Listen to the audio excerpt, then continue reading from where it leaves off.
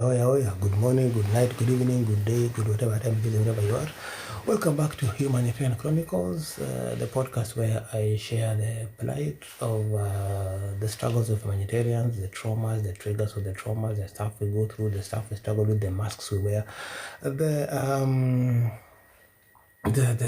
way we cope and the way we don't cope sometimes. And of course, the bottom line is it's a call to action for proactive mental health support for humanitarians. Karibuni sana. Welcome. Acute writers, welcome. James Mokua, James Jose Wamam, welcome. Katei, welcome. Shanice Marie, welcome. Yeah, so as I was saying, yeah, this is the podcast where I share the plight of humanitarians, what we struggle with, the emergency responders, how we struggle, what we carry, the weight we carry. I've written a book called Broken Souls, Chronicles of a Humanitarian Health Worker. That's the book over there. And yeah, so the book is heavy in terms of size, but also heavy in terms of content. It is my personal experiences as a humanitarian. I worked in South Sudan. I worked in Liberia, Sierra Leone during the Ebola crisis for 3 years. I worked in South Sudan for 6 years. I worked in Sudan for a number of months before the war broke out. I worked in Ukraine for a whole year. I worked for the Gaza project for a year. I was in Gaza for 2 months. So yeah, that's a lot of trauma. I worked in Moyale where I was threatened to be shot to death because I refused to steal money.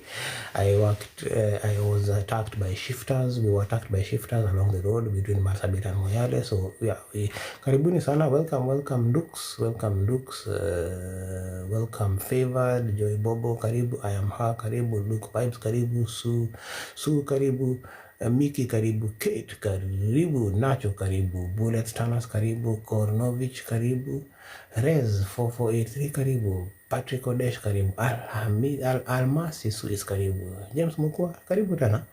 We had karibisha you and we can karibisha you again. Favored, karibu. Firdaus, karibu. Okungu Firdaus. Ivanyar Asumb, karibu sana. Munyikana, karibu. COD, karibu. So yeah, what was I saying? Yeah, so I've worked in I talked about Gaza. I was there for at least 2 months in 2024. I was supposed to go back in 2025, March 18th, specifically March 18th. I was supposed to go back into Gaza, but unfortunately the ceasefire broke. There were over 250 missile attacks on Gaza that night into the morning, and we were not able to go in. Unfortunately, we lost our UN staff, and some were critically injured. International UN staff were injured during an attack, a missile attack on their guest house, and guest house, I think, or office. And so the UN reduced in the number of staff inside Gaza. So those who are not going in, those who are not gone in were told not to go in. Those who were in that could go out were told to go out. Those who could work from home asked to work from home. So 25% reduction of all UN staff inside Gaza. It's been crazy there. Why am I combing my eyebrows, by the way? Is it my eyebrows? These are my eyelashes. Yeah. So Broken Souls, as I said, is a heavy book, physically, number of pages, but also in terms of content. So it is laced heavily with comedy and comical stuff, jokes, to make it easier for you to not have to struggle with the stress that we go through. I didn't write the book so that you can also carry our stress and our troubles and our pains. I wrote the book so that you can understand what we go through, how responders struggle, but at the same time, to become our advocate, our voice for mental health support out there. And of course, so the reason for the jokes is to take away the aftertaste, the bitter aftertaste of the pressure, the pain, the struggle that we go through.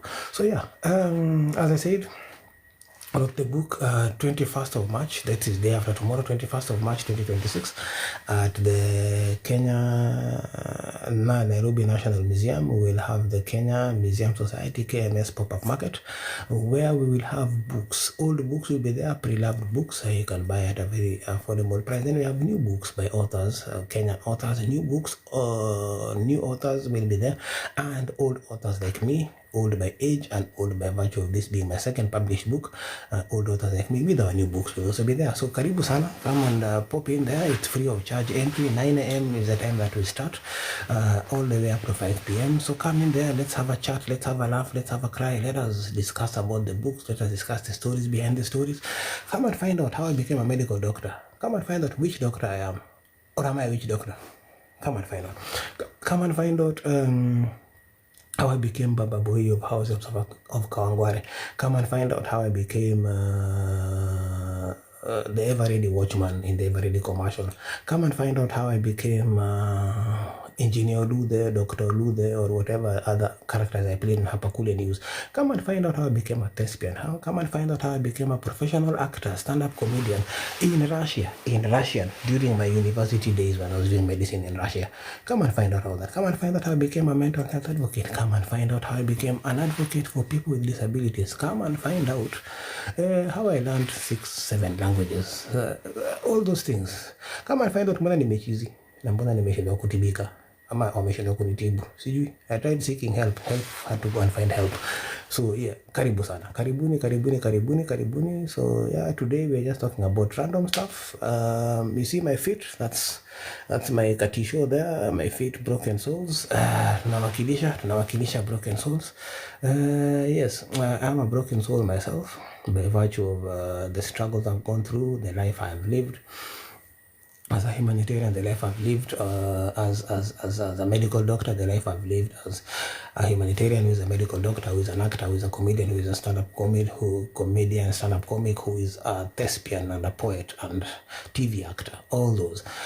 So today, I'm traveling later today from Scotland to Nairobi. I'd come to look out for a university where I can do either master's or PhD in mental health, so that I become the change I want to see. I've been pushing and advocating for mental health support for humanitarians for at least 12 years, and yeah, it's changing, but too slowly for my liking. Most of the responses are reactive meaning they activate somebody or they activate a team to respond when another person is now in trouble. For example, I told you about I think recently about this gentleman, a wonderful doctor, very experienced, from the US. I think in the US, I know there's been one from the US and there's been another one from Netherlands and another from Australia. At least I know of 3 that I know of, and there've been more in Gaza, who came with a huge amount of experience. But then please like and share, ndio watu waone wajue kuna live leo. It's been a minute tangu niko kwa live, and karibuni sana wenye mmekuja, karibuni. Yeah, so as I was saying, kumekuwa na those doctors, the doctors that came. So one of the doctors, very, very experienced, I think probably had like 30 years of experience as a surgeon, has worked in emergency departments, has worked in the accident and emergency departments, had worked in casualty. It's the same thing I'm talking about. So they really had experience. It's a surgeon who has done all kind of operations, and they're like, this is the guy we need in Gaza. Huyu akiingia Gaza atasort kila kitu. The guy came in, and I was the one who was coordinating like the pre-entry procedures, the discussions, the briefing, letting them know what to expect, showing them the photos of Gaza, showing them how it looks like, reminding them, listen, this is a war zone, this is an active war zone. When you go in there, don't be scared, but also be careful, things are happening, the explosions everywhere. User 5, user 57398739391. Hey, you're a long time watcher and a rising star. Top shorter, siku zombo, kabisa, nakugotea, ngumi ni mbwegze. Yes, yeah, thank you so much for joining again. Thank you for coming in again. Yeah, everybody was joined. Thank you. Welcome to this live. My Humanitarian Chronicles. So that's the book I wrote about my struggles and struggles of other people, other humanitarians that I know of, military, non-military, medical, non-medical, civilians who are in humanitarian settings that have had to live in such places. So, as I was saying, this gentleman, I'm always briefing people and telling people, but don't worry, there are drones 24 hours a day. You just hear bzzz, you just keep hearing. During the night, sometimes a quadcopter, which is a smaller kind of like a drone kind of gadget, comes and just buzzes outside your house, outside your window for like 2 hours. So it wakes you up at 1 a.m. up to 3 a.m. You're still asleep. Then suddenly they intensify the bombing, they intensify the missile drops, and it keeps you awake. I've been awake from 3 a.m. but it's now 5:45. I've been awake from 3 a.m. I know in Kenya it is now 8:45, so I'm 3 hours behind, but I'll join you in your hours by tomorrow. kukenda fiti. Yeah, so you find that 3 a.m. then they intensify the bombing, and of course you have to wake up. Even if you're ignoring the drone, you have to wake up. You're ignoring the quadcopter, you have to wake up. So I was telling people, bana, 24/7 there are drones. Very often they are quadcopters hovering up there. So basically, someone is watching every move, and there's just noise all over the place. Explosions every single hour. That was guaranteed. Maybe now in the ceasefire it has become less, I'm told, but probably like once or twice a week, or maybe once or twice a day sometimes. But those the days in the heat of the war, every hour there was an explosion. A missile was dropping somewhere. Now, what we were taught, number one, of course, is, as you see on the top of my book, it says up there, if the bullet was meant to kill you, you would not have had it. So if the explosion, the bomb was meant to kill you, you would not have had it. So the moment you hear boom, you know you're alive. Because nimesikia, so I'm alive. But the thing is this, we were taught something in Ukraine, that whenever you hear an explosion somewhere, somebody has died, or somebody is severely injured, critically injured. So yeah, celebrate that you're alive, but always remember to have some empathy, because somebody somewhere has lost their life, lost their livelihood, lost someone they love. So yeah, that was the reality. Let's see, Ole Tipis, are you on? Let's invite you. Ole Tipis, invitation sent. Yeah. So that was the reality. That is Ole Tipis got the #1 viewer badge. Karibu, asante sana. So that was the reality of Gaza and explosions. So this doctor. Oye, ni aje? Poa bro.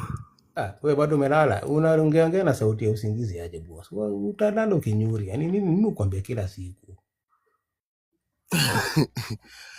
Nimerauka bana jo. Wewe sasa hizi ni saa 2 Kenya. Unaamka saa 2 Kenya. Mimi niko hapa nimeamka saa 9 asubuhi. Uko na jokes mbaya. Uko fiti? Iko poa sasa, si unajua sijaenda huko kwa huko kwenye nilikuwa naendanga. Ndio nataka niende kuona nifungue nijue rada ni gani. Leo jana pale kwa Mamblena. Sienda kwa Mamblena leo ba. Jengea watu jina na hata kujenge. Hiyo ni vita, angalau umetoka. Haina noma, wewe fika kuona mtu wangu mazuri wangu. Sawa. Mkubie lakini home. Kupambana tu lakini tuko poa. Nice. Siwe tutacheki baadaye mazengo, nataka nikugotea bana, watu wajue ni aje. By the way, kabla muende, Masai ni best yangu sana, tumejuana naye tangu sijui tangu 2009. Tukipatana pale kwa Fredo Mondi KCC. Ni kitambo. Mas ni best yangu, ni ndugu yangu, by the way tumejuana naye miaka mob sana, tukipatana pale KCC. The late Fredo Mondi, ndugu ya Eric Mondi mwenye anafanya comedy, pia alikuwa na comedy show hapo. Tulipatana na Mas anashangaa, buda kwani uko mgonjwa? Juu nilikuwa nimenyamaza, mujifija kwa kona. Ukinipata popote mujifija kwa kona, stories zangu hata sishughuliki. Yenda ni kama kawaida mazee. Kwani madrezi na shika nini? Kama shozi hata bado sijaanza. Basi nakushukuru mazee bro. Wewe umekuwa mtu true. Manze jo, nashukuru. Wazi bana. So Mas, hebu follow Mas kabisa mazee, ni comedian noma sana. Mshamwona kwa Churchill show, mshamwona kwa Vitimbi, kwa Vioja Makamani, kwa show kazi zote. Huyu sasa anafatua amekosa tu Hollywood ndio hajamuona, ni wajinga sana. Karibu alikuwa pale Wakanda forever, lakini wakadecide mse yako big league sana, anaweza choma movie. Ni mnguri sana. So mkisikia Avatar ya next Masai atakuwa hapo ndani. Wazi bro, nashukuru bana. Bro. Wazi, si baadaye mazee. Cheers. Baadaye. Poa bana, nashukuru bana. Thanks for your time. So as I was telling you, so this doctor was among the people that I was briefing to enter Gaza. So the guy entered Gaza, all this experience, and I'm not saying anything against him. I'm pretty sure I never met him personally. I was in Cairo when he went into Gaza. I'm pretty sure he was amazing. He and the others who were in the same caliber, who are amazing doctors wherever they are. He was amazing even in Gaza. The only problem was, these guys entered And this particular one that I remember, I remember all of them, but let me talk about this particular one. I think it was either the US or New Zealand. Entered on a Thursday. Things were cool in terms of explosions came up early, but they were far away. So he was able to cope on the first night when he entered. Second night, Friday, he's at work, and of course, an explosion hit. Unfortunately, it hit at the gate of the hospital. It shook everything, shook him, shook his life, shook his soul, shook his future, his past, his ancestors, his descendants. They were all shooken.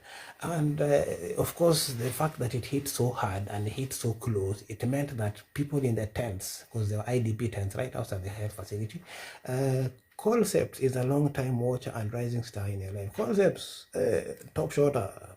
Gota. Siku Zombo. Thank you so much. Thank you so much for being here. Thank you so much for being here for a long time. Thank you so much for being here always. Thank you so much for following and for supporting. And thank you so much. Masai, nashukuru sana maze kwa my likes. Thank you so much for the likes. Nashukuru.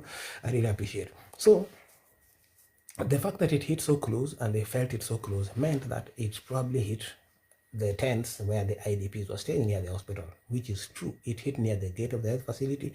There were several tents that were there with people, children, women, pregnant women, old people who I would say have nothing to do with the war. So this missile hit and it basically tore through hundreds of people. So the next thing, in a few minutes time, there are people rushing in, people being rushed in, and unfortunately there are people coming in pieces. There are pieces of human, there are people cut in half, there are people without limbs, people without parts of their body. And this doctor, of course, the explosion had hit so close. Probably the closest thing he had to violence was a gunshot or seen a gunshot wound. He had never been in a war zone. And he immediately just crashed. His mental state just went haywire. He was no longer functional. He was no longer able to cope. He just completely crashed. Next thing, he was sending messages not to his team inside Gaza, but to the team, our team, to us in Cairo, because we are the ones who spoke to him. I am the one who spoke to him. I am the one who gave him guidance. I am the one who gave him advice, what to expect. So all his mind could remember was not his team. His mind at that particular moment only zeroed into the most familiar thing he could remember, the most familiar voices most probably that he could remember, and that was us. Text began coming in. Guys, get me out of here. They're coming to kill me. My life is in danger. They're coming to kill me. My life is in danger. Get me out now, please.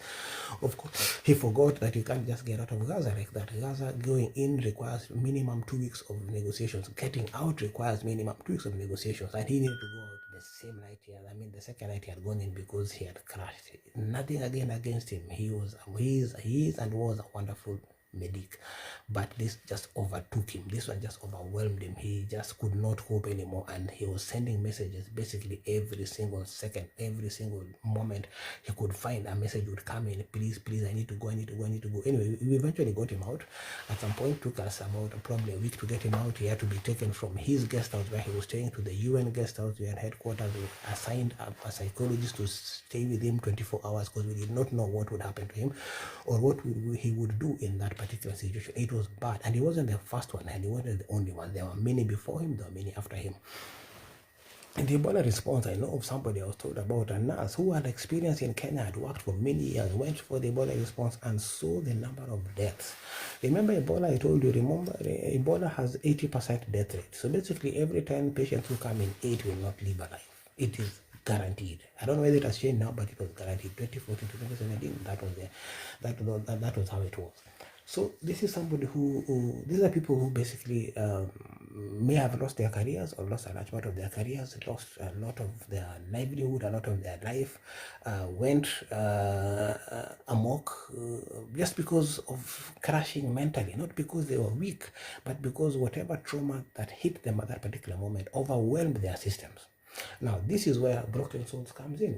I am trying to push so that we have systems available that can help us not become like this. We are basically like this flower. All of us are like this flower at any particular moment. This flower here, that's how we look like. Every single moment, we're always just on the verge of death, just on the verge of crashing, and we need someone to keep us either here But better still, bring us back into a fresh fire. Bring us back to a place where we are not crashing, where we are not collapsing, where we are not losing our minds. That's where we are. That's what I'm pushing for in the book, in Broken Souls Chronicles of a Humanitarian Health Worker. That's what I'm pushing for. And that's what we need to push for. That's what I've pushed for over 12 years. And of course, people are listening sometimes, but people ignore most of the time. Regardless of how big these organizations are, even the ones that are currently saying that they're giving advisories and policies on mental health, very rarely do you find that even in their own organizations, there is a proactive mental health system. They have psychologists, they have counselors, they have therapists who are there, hired by the organization, but are also never there. They're always in a training, they're always in a meeting, they're always somewhere else apart from within the organization, so that somebody can run and say, hey, listen, man, I'm crashing today, I need to talk to somebody. They are never there to talk to. Never ever there to talk to. They're always in some event, which is good. But listen, we need to hire people who are there available for the staff. Preferably people who understand conflict, who understand chaos, who understand responses, who have been in responses. It is very unfair to expect that the psychologists, the counselors, the therapists who have been hired by the organization to support the community will also be expected to support the people they work with when they're also going through the same kind of trauma or similar kinds of trauma or the same trauma. I don't know what I've just said there, but yeah, the same and this trauma, and it's very similar. It's very unfair to expect them to also provide support to their colleagues when they are in the same response and they're supporting the community that we are all supporting. There has to be somebody available, detached from the response or part of the response, but specifically for the responders, specifically for the humanitarians, specifically for the people who are sacrificing. That is what I'm pushing for. That is what we need to have. Not just somebody sitting somewhere and never available. A policy sitting somewhere on a shelf, a policy somewhere in somebody's laptop, a policy somewhere on a SharePoint, on a shared drive. We don't need that. We need it, yes, when it is functional. It is not functional, it is useless. It is as useless as not having it. So yeah, that's what I'm pushing for. Anyway, so that's the heavy stuff in the book. That's the heavy part of the book. That's what the book talks about. And of course, it's the comedy part of it where I striking a lot of comedy, throwing a lot of comedy just to take away the bitter aftertaste of the weight that we carry. The idea, again, I repeat, was never for you to carry the weight for me or carry the weight with me. The idea was for you to understand the weight that I carry, but then have you become my voice, become our voice, become the people helping us make noise about mental health support. But also, as I was on Dr. A quick one, Darko with Dr. Festus, on that podcast, yeah, the idea basically was like, you know what, if then there's no system being put in place, why don't I become the voice? Why don't I become the change I need to see? So then, yeah, I've been in Scotland looking for a university where I probably can be able to do a master's in mental health in emergency settings, or even a PhD if possible. So let's wait and see how that goes. If it works out, well and good, I'll be happy to, so that I can then go back and set up those systems that I've been making noise about. Hopefully. So let's hope that goes well. So yeah, the funny thing, so I keep telling you that I do stand-up comedy. I'm a stand-up comedian of many years, at least 25 years as a stand-up comedian professional. I began in Russia, in Russian. I was writing in Russian, I was acting in Russian, I was basically creating in Russian, and yeah, performing in Russian, as I said. So I've been a stand-up comedian. So the other day, when I have been let me say I've been on leave. I have been on leave, but yeah, I'm basically unemployed.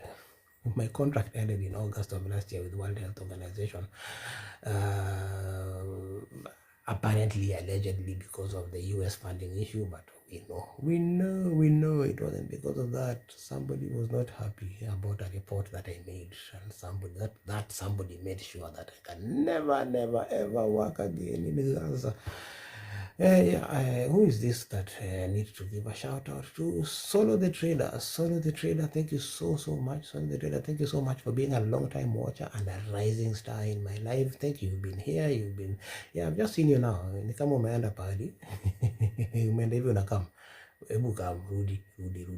Anyway, thank you so much. I really appreciate your time. I appreciate that you're able to join. I appreciate that you're able to give time to me. Concepts, we had said thank you, but thank you once again. Yeah, thank you once again. Let's see who else has been a long time watcher. All the tipis, of course. All the tipis. Karibu Moni Mas comedian. Thank you so much again and again.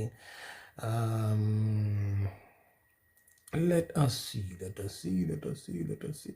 Okay, what is this promote? What am I promoting? Promoting not to glory, I hope. 20, 20, 20.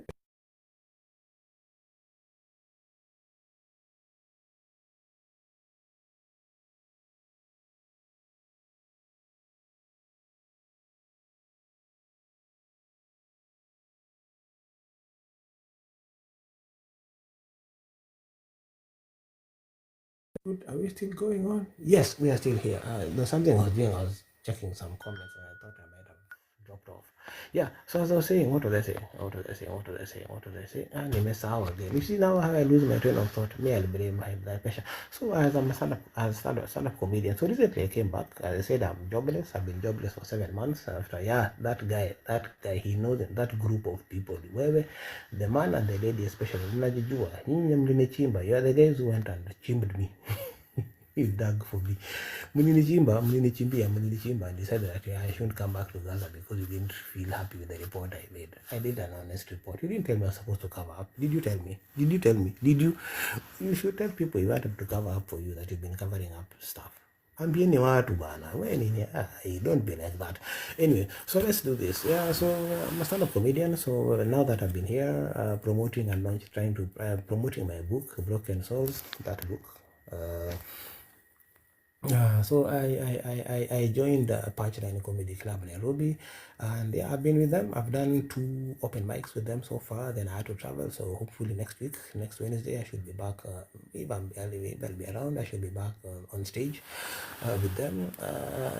Well, moving around with them for whatever events I'm going to be having in the near future. So yeah, I went back. So my comedy now is kind of changing. It has changed. It's now more storytelling about my experiences as a humanitarian, my experiences as a medical doctor, my experiences as basically a human being of 20 years of age plus 50 plus 30 plus 31 years of experience. So let's say I'm 51. No, don't say I'm 51. I'm 20. I'm 20. This all this white is filter. This is filter. So I'm back on stage. I'm back on stage doing stand-up comedy, and yeah, so I've done the 2 open mics, and people were laughing. They're like, hey, that was a good script. Even my fellow comedians, the guys who were there, the other performers, and hey, must you script umeandika fiti sana, umejua, you've rehearsed. I'm like, bro, I didn't rehearse anything. These are my true life stories. My true. So the first show, the first show I was giving the story about how people judge by appearances. So it's just 5 minutes, so not that much time to do a lot of storytelling. But yeah, how people judge by appearances. So there's this teacher. So basically the whole theme of that performance of mine was Mode wa Mao, ulisema hatuendi mbali, hapa ni wapi, si ndio? Yeah. So Mode wa Mao, Mr. Mutonyi, if you're still around and still alive, but hebu sikiza hii story. Usikwange hivyo. I hope you're not doing that to other students. Okay? So Mr. Mutonyi, our maths teacher in St. Mary's School, Yala, decided that for some reason he just did not like me. I have no idea why. I don't know whether it is because my name was Sambula, sounds like Sambula in Kiluya, so he thought I am Sambulaing things. I want to Sambula. Is that why someone called me a Sambula Tika? Well, see your life. Yeah, so this guy just did not like me. And of course I like this box. Remember the box hairstyle? Kinaka box hapo juu. Yeah, I love the box hairstyle. He hated my box hair. He just hated things about it. I do not know why. Hey, Mr. Mutonyi hated me. Mr. Mutonyi would find every reason to punish me. Every reason. This one time I got tired. He met me near the dining hall. I don't know, I think I'd gone to drop a dookie somewhere. So I was walking back now to the class. And Mr. Mutonyi met me during evening preps. And I'm just going back to class innocently to, I went to him. He was a big guy, yeah? Huge guy. And he was very intimidating. And people were feared him. Hey, Mutonyi. Hey, Mutonyi. So I don't know what happened. I was like, and then he slapped me. Mr. Mtonyi had this policeman slap. He just hit me, whack, on the face. And I went, bah, and I looked back at him. And he literally jumped back. He was like, what the heck just happened? Did this guy grow horns, balls, something? He was like, he looked back. Then he was like, where are you going? I'm like, going to class. Go to class, go to class. Anyway, so he hated me more. He just didn't express it in whoopings. So when I finished high school, I went I went back to collect my results. I had passed, of course. So I'm like, hey, I met him in the staff room, in the corridors of the staff room. Hey, Mr. Mutoni, I'm done. I'm going home. Hey, I've passed. And he's like, and I had my box hairstyle. This is after I finished high school, and I have passed. He had seen my results, obviously, the teacher had seen. He's like, lakini hakuna pali utaenda. Hakuna pali utaenda, yo assembler. I was like, yo, yeah, we are still at this thing. Any 4 years, this garage Isha. So he told me I would never go, I'd never amount to anything. Later, about some months after that, I met this auntie of mine. I remember she was wearing, was it a blue dress or a green dress? So now I'm starting to forget. At 51, I'm beginning to forget things. High blood pressure. I'm going to forget things. So this is part of the story I told. I gave it a summary, but this is not the full story of how it happened. So this aunt of mine, this is my aunt, who was a reverend in the ACK church back home, who was a head teacher in the nearby primary school, who also taught mathematics. So again, Modewa Mao. I don't know what it is with Modewa Mao and me. I don't know. Is it because I hated math or I still hate math even now? We hate each other and love each other. I love it. We are in a toxic relationship with mathematics. I don't know. So she met me this one evening. I remember in front of a gate. I was coming from whatever I was coming from doing probably some BS, effing around or whatever the young people do. So I was walking back home in Gioni, and then she stops me. She's like, "Hey, Ben, my name at home, my name back home is Ben. I'm also called Benjamin. I'm David Benjamin Ochenga de Mwasandra. Okaka Jambunde. That's my nickname. Squared. Also my other nickname for whatever reason. So and now I've added Rasta Dog and Red Doctor and Red Lock Dog. So they I have a whole string of names, a whole paragraph of names. So this aunt stops me and she's like, "Hey Ben, what are you planning to do again in life?" She knew very well because my late father had made sure that everybody with ears had heard that I was supposed to be a doctor. So she's like, what do you plan to do in life again? I'm like, I want to be a doctor. I didn't really want to, but now that's what my father wanted, and of course we are honoring the wishes of the dead. If it was maybe I would not have done so, but that time I didn't have much of a choice. She said, you want to be a doctor? Yeah. she told me don't even bother. You can't be a doctor. You don't have the brains to be a doctor. Be something else. Like be a watchman. But I became the Eveready watchman many years after that. After I had qualified as a doctor and had come back to Kenya, I became a medical doctor. I did the Eveready watchman, and I was a watchman, so I became a watchman after all. She was like, ngoja, Angaju, thank you so much, Angaju, top shotter, thank you so much for being on the show, for being on the live, and for always following. Thank you. So this aunt of mine literally told me I'll be nothing. She told me, yeah, just don't waste your time being a doctor. And that day I remember I swore to myself, as much as I did not want to be a doctor, I swore to myself I will become a doctor to prove her wrong. I will become just to prove her wrong. Guess what? I became a doctor. Mao math. Modewa Mao. Unasema tuweni mbali. Hapa ni wapi? Scotland. Mzinga ni ngapi? Sina mzinga. Wait, do you know how you can break a young person, just by the words you say? I mean, I don't believe in all that BS that I don't know the power of life and death is the eternal. That's not what it means in the Bible. That's not what it means. Go and read that full chapter. Read before, read after, and understand. It does not mean that we have power in our mouths too, unless you are a witch, and even witches don't have that power. But still, words have power. They can easily traumatize somebody. That's part of what that talks about. So what you say can make a difference in terms of how people relate to you. What you say can make a difference in terms of how people relate with the life after that. So it's very important to make sure that we speak words of. I speak words of affirmation to my kids all the time, and to people who are around me. Those who are around me know I speak words of affirmation. I don't break. Whether it's at work, whether it's at home, whether it's in. I don't break people. I don't break. I mean, I can. I don't break people verbally or mentally. It's just not my thing. But also I know how it is, how it hurts to be broken by somebody. 6 or 9. I have about an hour to start getting ready to leave. So here's the thing. She told me I'd never become, and I became a doctor. I said I'd become a doctor just to prove her wrong. If I never become a doctor, prove her wrong and quit. and go do other things. So when I came back from Russia after 8 years, I met her. Full sales, I went back home, and I met her. She said, "Oh, my son, my son." I'm like, "Which one?" No, no, inside. I'm like, which son?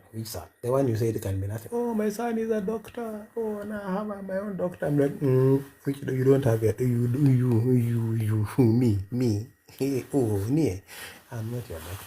Yes, in my heart, I've never said that out. And those who know me know her, know her. Those who know how many people she's broken know who I'm talking about. Say that Gina. I am not in the business of railwaying people. I might will someday. We daktari akikuwa ni aje? Dr. Festo. Unatona kama madako yako dako is daktari akuikwa DAQO, so anatoka kama madako yake. Lazima ningesema hiyo kwa live. You thought there is no forgiveness. Huruma is an estate. Anyway, so as I was saying, yeah, so I was saying this in the comedy event about how my aunt told me I never become anything, never amount to anything.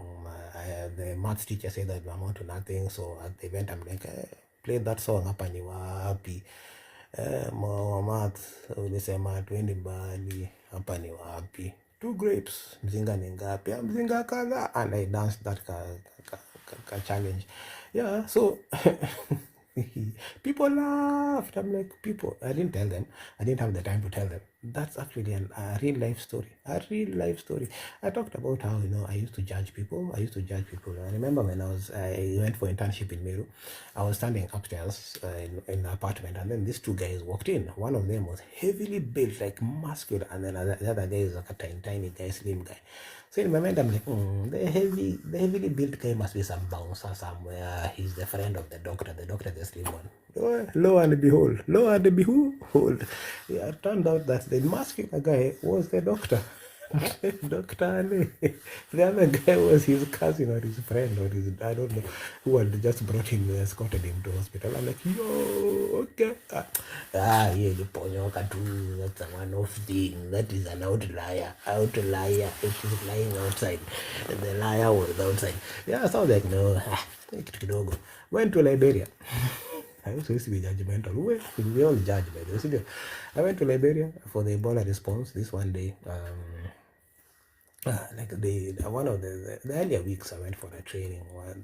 The training for Ebola now, in a hot ETU, a hot Ebola treatment unit, meaning basically where we have actual Ebola patients. The first training was cold. Cold training was when you're in a setup that looks like an Ebola treatment unit, but there are no patients. It's basically cold. The hot is now there are patients. So it's now the danger is 100%.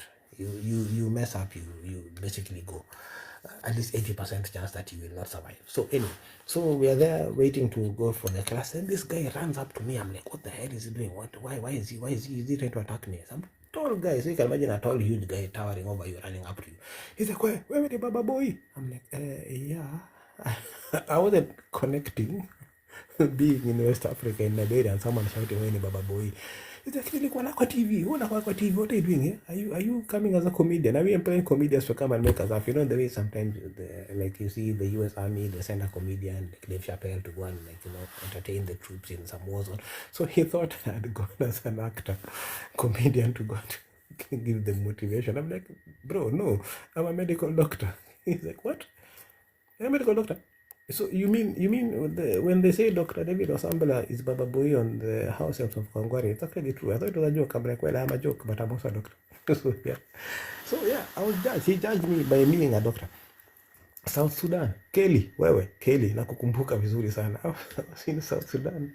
I'm in the office in a fund manager. I was the head of the health department, basically the health systems manager.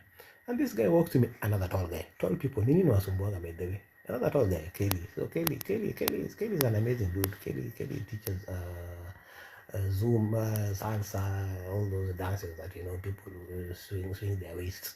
Kelly is a teacher. He taught that for many years in South Sudan. So Kelly walks up to me. I didn't know he was Kelly. I didn't know him then. He's like, hey, Baba Boy, unafanya nini hapa? Are we hiring comedians? Migro, a medical doctor. So Kelly, wewe, Mbeleina. Yeah, so Kelly also, yeah. So I was judged by being on TV that I could not be a doctor. They had seen the name doctor or something. I was like, no.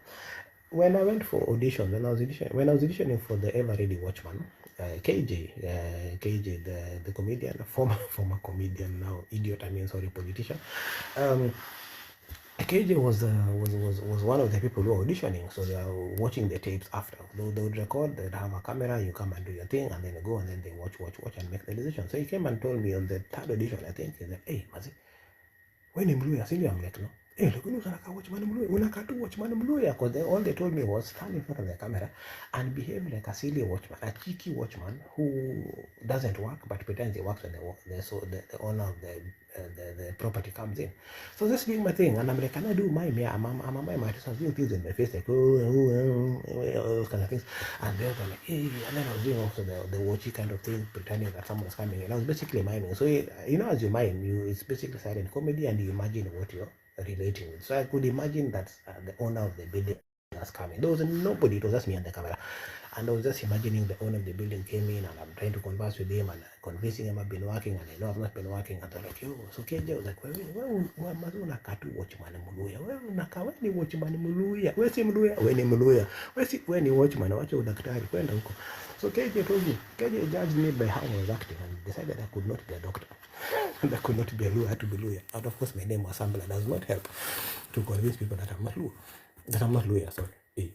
Well, so the day I was doing the Everready commercial, the day we were shooting, so I'm here posed on the bicycle on the black mamba that you see me on the advert with. So I'm waiting for action. Huko mbele, I'm in uniform, da. Then this guy is walking past me like, wewe mzee, boss, watu wasikudanganye. It was very concerned, watu wasikudanganye vile wakulipe vizuri. Mmoja watu wanakujanga wanachukua wase alafu wanawalipi vizuri. I'm like, what do you mean? So I thought maybe he knew I'm an actor. I know I knew him as an actor. I was just in the National Theatre, so no one knew me still. I thought maybe I'd seen me in a show. I'm like, what do you mean? He's like, so mmoja najua amekutoa kwa hizi nyumba za hapo nachunga nyumba ya mtu alafu wamekwambia ufanye nini hapa wanakurecord wakulipe. I'm like, boss, mimi ni actor by the way. Mimi si watchman wa kweli. Mimi ni actor na mimi kuanga actor. He's like, aya, wewe ni actor? Mazi unaka tu watchman, unaka moja watchman wapi? Again, I was judged. This part of the watchman I didn't talk about it in the show. So I tell you about, and then so I had judged somebody. So in Liberia, back to Liberia now. So I was there. So of course, when this guy came and said Baba Boy, blah blah blah, and then people remembered I'm also the already watchman. So the whole team, I was the head of the team. I was the medical coordinator of the team for CNJ border treatment unit in Grand Cape Mount County. So the team had seen me, had kind of figured I looked familiar, and maybe I was the watchman, and maybe I was the Baba Boy. But they couldn't ask us again. How do you go ask your boss? Well, are you a comedian? Mdosi, wewe ni fala, unakuwaga fala kwa TV. So they could, unakuwaga na ujinga. So now when this guy came and unleashed, because he was from another organization, he didn't give a hoot who I was. He's just an actor. So these are the guys, it's you. I remember I told you about Meru, when I was in Meru, just after the Ever Ready Watchman commercial was on TV, and I'd not seen it myself because I didn't have a TV. So I was in the hospital, in the outpatient department, sitting there seeing patients. A woman walks in, stares at me, screams and runs out. And then there's chaos. And this Meru doctor, Dr. Mushiri, I think the one who was translating, saying he can hear people shouting that they've seen a watchman. He was like, which watchman? Then it hit him that I am the watchman, because he had seen me on TV, but he had also not connected the two dots, whether I am the watchman or I'm a doctor, or am I the watchman, the doctor, the watchman. Then it hit him. Chaos again. Like 3-4 months, there were patients who are coming to hospital just to come and see the watchman and then go back home and confirm they'd seen the watchman treating people. That, which doctor? I'm a which doctor? Anyway, so I saw this guy. I remember walking I think we'd just come from work or come from the market. I think going to the hostels. Yeah, no, we'd come from work. They were going back to the hostels. Where we were staying in Bong, in Bong, just after the training. So I see this guy ahead of us, huge, heavily built guy, muscular guy with long dreadlocks all the way up to his waist. And I'm like, in my mind, I'm like, this one. See? Who you?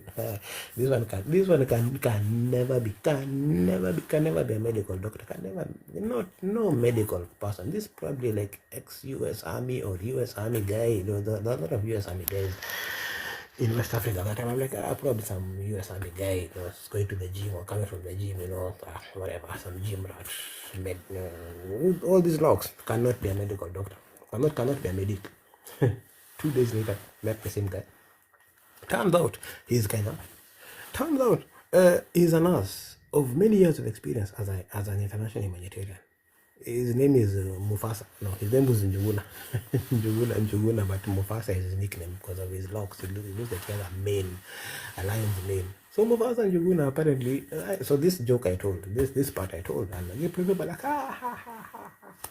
we got you. So of course I'm like, yeah. So I said, F you for judging me, F me also for judging that guy. Because I was like, yeah, you people are looking at me here and they're wondering, with my tattoos and my locks, how can I be a doctor? So you're judging me. So of course we laughed about it. They didn't know this is actually true stories. Yeah, so of course, yeah, so I judged the guy. Now, apparently, when I walk into a building, I have locks, I have tattoos, I have muscles, get like, nah. So I was in Cairo. I was in the Gaza response. I was in Cairo this one time. We were invited by the WhatsApp group, Kenyans and the Kenyan embassy. And people are like, yeah, come and join us. There are other doctors here. From Gertrude's Hospital. They've come in for training. Doctors and nurses, they're doing some training there, some further training, postgraduate training. So come and meet them. So me, I went there to this club where they were, I think it's Africana, I can't remember the name of the place. So I got there and I find this group of people. So the lady who had invited me in the group came, Halima, wonderful lady, a teacher, Halima, nakugotea. And yeah, so Halima greeted me, yeah, karibu daktari, and then she was like, hey guys, this is Dr. Sample here. So I said hi. And then I sat down and I began trying to converse with these people, and they just ignored me. Have you ever seen someone looking at you like a piece of shit? Like a big piece of shit, a big black piece of shit, a big black hairy piece of shit. That's how they looked at me. A big black hairy piece of shit with some white specks of rice. They just looked at me and they turned away. I tried talking to the guy, they just turned away. I'm like, what the hell? By that time, I didn't have this Kenyan thing I just bought the other day. I've never in my 51 years had consistent Kenyan bracelets. I don't know. This time, like, you know what I'm feeling? My daughter asked me for a Kenyan bracelet to bring for her. I brought for her and sister and her brother, my kids. And I thought, you know what? I'm feeling patriotic, so I got this one for myself. I did have. So in their minds, I don't know what they thought at that particular moment, and they just turned away. Literally, kimadarao, you could see these people looking at me with disdain. If they were standing there, they looked at me from under their nose, through their nose. It was And I'd gone there with two colleagues from WHO. One is British, one is Jordanian. So I just went back to them. They're like, oh, what's up? So they'd gone to sit by themselves, watching the people dancing, and of course the women are dancing quite well, so they're going to admire them. So they're like, yeah, you have your time with your Kenyan colleagues. I went back, I'm like, guys, wait, in Kubaya. Of course, I couldn't say, how do you say Nikubaya in English? It is bad. Things are big. Yeah, so they're like, hey, what's up? I'm like, hey, those guys literally ignored me. They're like, what? So the British guy, Charlie, was like, Dave, did you tell them that you're a very senior medical doctor and coordinator?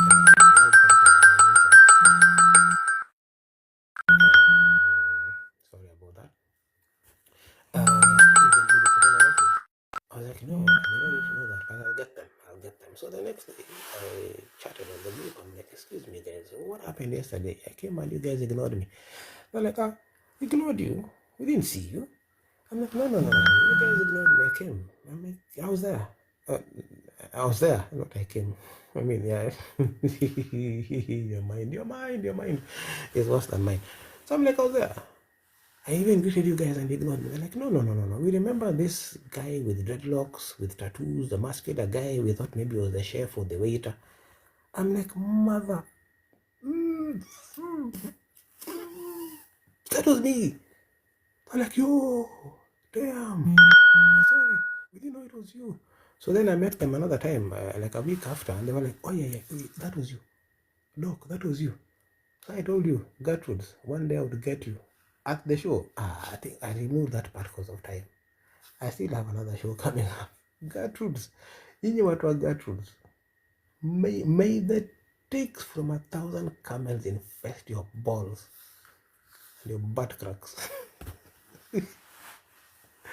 You, Gertrude, Akwendangi, well, you don't do that. How would you? I was judged. I used to judge people. Karma came back. Beat me in the butt. That's why I have a small butt. Beat me in the butt. People laughed. It's a true story. All these are true stories. And the next show, the next show, I was talking about my, what is it called?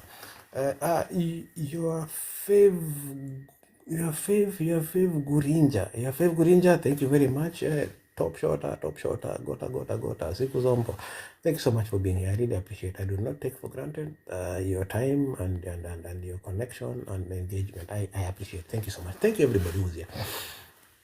Talking about my stand-up comedy nowadays, being my experiences as a humanitarian, as a doctor, as whatever it is that I've done.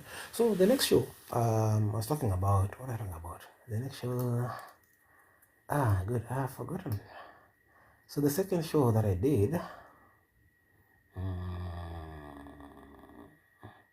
in that first show, I actually gave somebody a book just to prove that I am a medical doctor and a humanitarian. So I gave the book. Like, yo, you see this book, read the name, Dr. David Osabla. So doctor, check.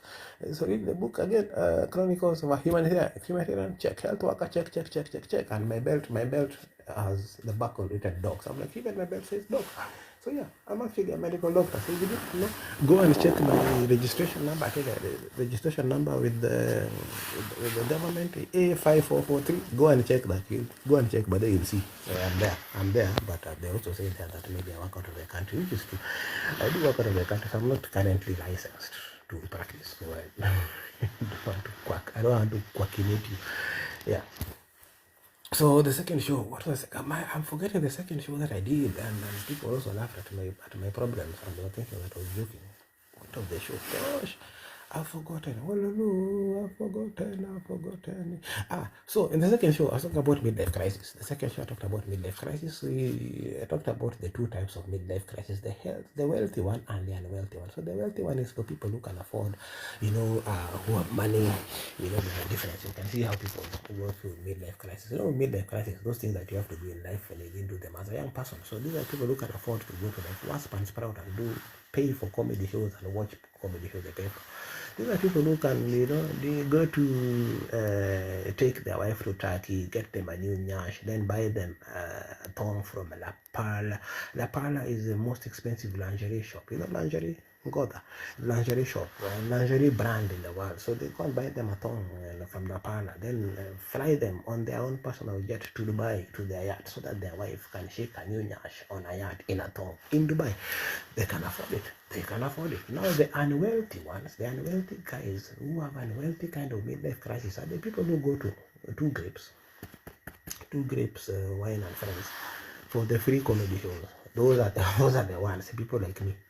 Let's be honest, I was also there. You used to see me there in the audience. Then I decided, the only way I can save money when I'm this broke, because I've been jobless for 7 months, is to become a comedian. Akili mtu wangu became a comedian. So now I don't have to sit in the audience and pretend to buy drinks on my Fuliza account so that I can look like everybody else. I just backstage. I'm backstage before the show, before my performance. I'm backstage after my performance, pretending I'm chatting with other people and encouraging them. Money I don't have. So yeah, Akili. So if you want to become a comedian like me, so you can save on the little money you have on the free comedy shows, come on Monday for the workshop. Two grapes, same location. Monday 6 p.m. Come for the workshops, and then now Wednesday you come and perform. You save money. Well, so those are the people who midlife crisis is very different. Our midlife crisis is we get dreadlocks. We go and get tattoos. Then we go to the gym and get muscles. And then some people decide, let them get braces. Now, my question was, at 40, 45, 50, you're getting braces for what? You only have two functional teeth. So you want to get braces so that you can say mafrumbanya. I mean, you don't look at mafrumbanya and your teeth go away and they disappear and you have to find them in somebody's eye and the other tooth in somebody's teeth. So you put a fence to hold your two teeth around so you can say mafrumbanya. But now the problem is me, I couldn't even afford braces. Number one, I'm 51. At 51, nothing that the fence can do for my teeth. Come on, zinatokea. So I decided, by the way, me for my 51st birthday, my 31st experience birthday plus my 20 years of age, my 51st birthday, what I'll do, I'll get a new midlife crisis,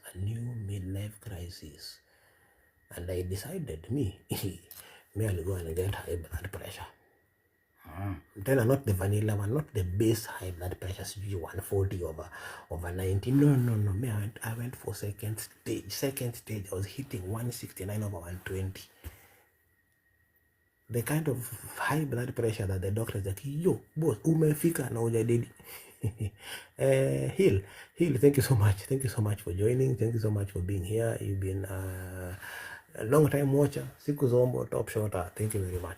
Yeah, so, the doctor was like, yo, boss, do you know how that happened? I've always had a blood pressure of 120 over 80 consistently until 50. All my medical checkups, anytime I even do a random one, it would always. This thing is telling me that I don't seem to be active. Yet I'm tapping and reading. When you don't see me talking, yum. Quite over. So, I've always had perfect high blood pressure. And then suddenly, at 51, one of my relatives needed blood transfusion before going to theater. I went to Coptic Hospital. They told me, before you give your blood, go and check your blood pressure. They told me, my friend, this blood pressure of yours can transmit to people your heartbreaks and your bad luck and your ujinga and ofala of comedy. Please go and deal with it. That's how I discovered I had high blood pressure, stage 2. So hypertension has 3 stages. There's stage 1, the mild one. There's stage 2, the one I have, and then there's stage 3, which is basically critical hypertension. That one, don't even bother walking. Just lie down and wait for people to come and find out what's wrong with you. So I was 169 over 120. I was going to be in stage 3. I was going to go critical. Critical chances of you, chances of you becoming a seed to be planted are very, very high. You would have quickly, I would have effed around and you would have found out my village when you come to eat mandazi and tea at my burial, because me, by the way, mandazi tea is the highest, very most probably, like the plain one, not in the fried one, boiled maize and beans. That's what you eat in my cutting. Yes. It was not bad. That's it. Right now, I have a blood pressure machine that the doctor told me I have to buy and keep so that I can check my pressure every day, twice morning and evening. And I put my medication. They checked my heart, nothing. My heart was fine. My carotid artery fine. They did echocardiogram. They did carotid Doppler. They did electrocardiogram. Nothing. Everything. Not nothing. The heart was there. They found something. The heart was there. No, just saying. I was thinking, hey, when I'm having a baby, I've never done it on myself. I've done it on patients. I'm like, hey, that's how babies sound. Hey, am I pregnant? Pregnant with heart. They thought I was heartbroken. Okay, well, I am. But nothing. My heart was fine. My heart is fine. My carotids are fine. My veins are, my arteries are fine. So they're like, boss, kuna vile, there's something. So they're like, yeah, it might. I thought to myself, and I said, it might be the trauma that has been accumulating over the years that is eating you. Kibanga books, Kibanga, kuna video yenye nimeweka kwa TikTok. Hebu endeni mshare. Nimesema nyinyi ndio mmekuwa fast kuuza books zangu. Kama nimedanganya, sinipoa. Mkaange tu wa fast. Kibanga books, then Kibanga books, by the way, my books are Kibanga books. Yeah. Iko Nuria bookstore, iko wapi tena, iko the bookworm cafe Gigiri Courtyard, iko Ratworo bookshop in Kisumu, iko the Organic Farmers Market in Karen Lateras, iko Amazon.com, iko Kobo.com, iko kwingine wapi, iko itakuwa the Nairobi National Museum, KMS Pop-Up Market, 21st of March 2026. Tutakuwa hapo from 9 AM, free entry, kujeni na mtapata free bookmark. Just buy a book, free bookmark, but buy a book. Yes, we sign for you those books over there. Itakuwa Nyeri on the 27th with the coffee and poetry with the traveling librarian Brilliant tutakuko pamoja 27th June, 27th of March 2026 June tutakuwa Nyeri Mlima tumeguza. 28th tutakuwa pale Don Bosco in Karen with Imois. Imois is a wonderful organization that deals with the men's emotional issues and how to alleviate suicide and suicidal tendencies. So yeah, tutakuwa hapo on the 28th of March 2026 asubuhi kutoka saa 3 tutakuwa na walk and talk about against suicide. So karibuni sana. Yeah, so what was I saying? Nimesahau what I was saying. Nimesahau. Nimesahau. I forgot what my train of thought was. Now I distracted myself about Kibanga. Kibanga when very Brian Kibanga when to be train of thought. Blood pressure. Yeah, so I have my blood pressure machine. I check my blood pressure every day.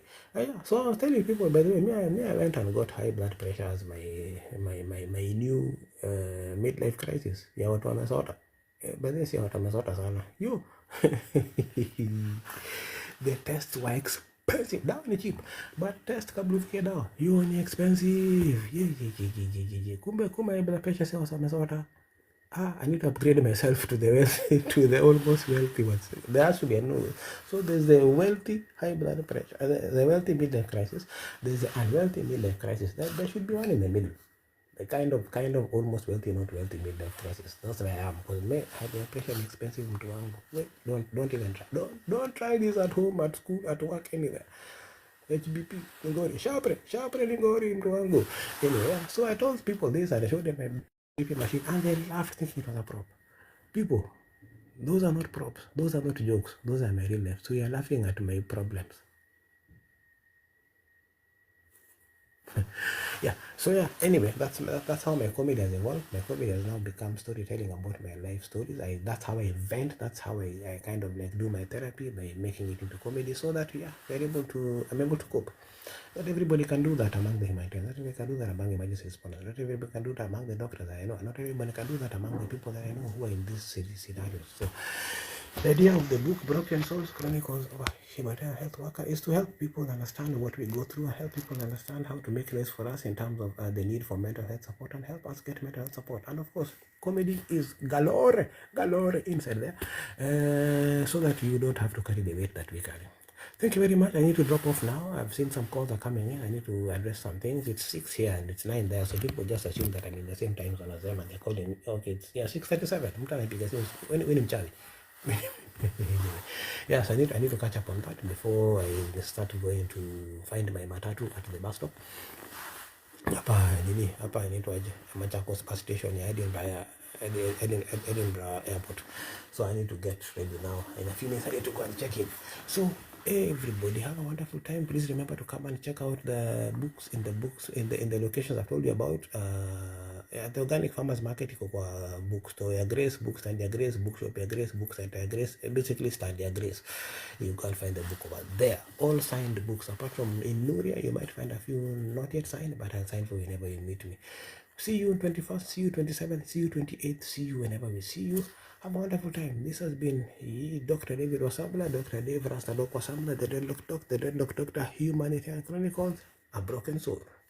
Fighting for the broken souls. Thank you so much and have a wonderful, wonderful time. Bye-bye. See you, Nazimuaji. I can't see the button to Zima. And now.